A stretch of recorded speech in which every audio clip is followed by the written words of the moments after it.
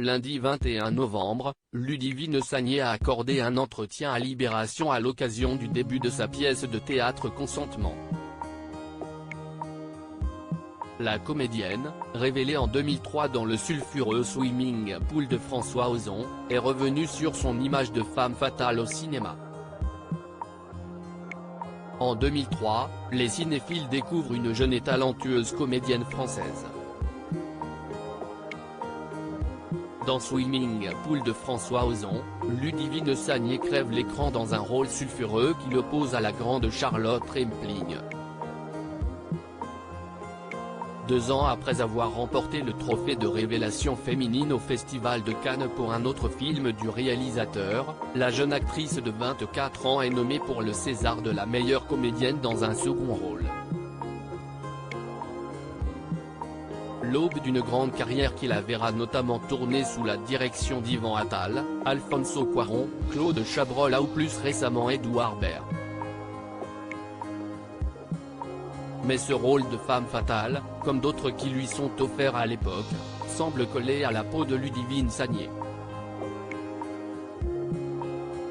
20 ans plus tard, elle compte bien remettre les pendules à l'heure. Si est-il la bimbo d'Ozon qui se fout à poil cette semaine, si est-il sur les planches du théâtre que la compagne du réalisateur Kim Chapiron fait parler d'elle. À l'affiche de la pièce Consentement, elle a évoqué son changement d'image et ses regrets dans les colonnes de Libération. « Je n'avais pas ce désir d'être un objet de fantasme. Julie, c'était un personnage que j'avais composé avec un coach. J'avais fait des UV, je portais de faux cheveux, etc. »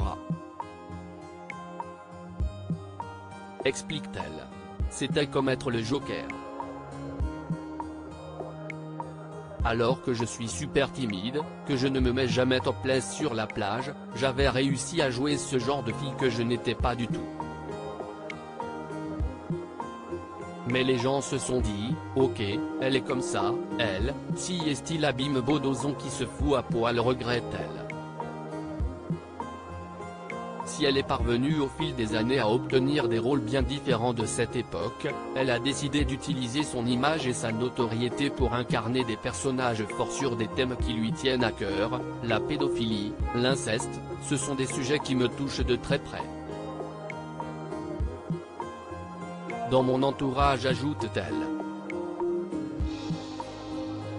De là à briser un jour le silence,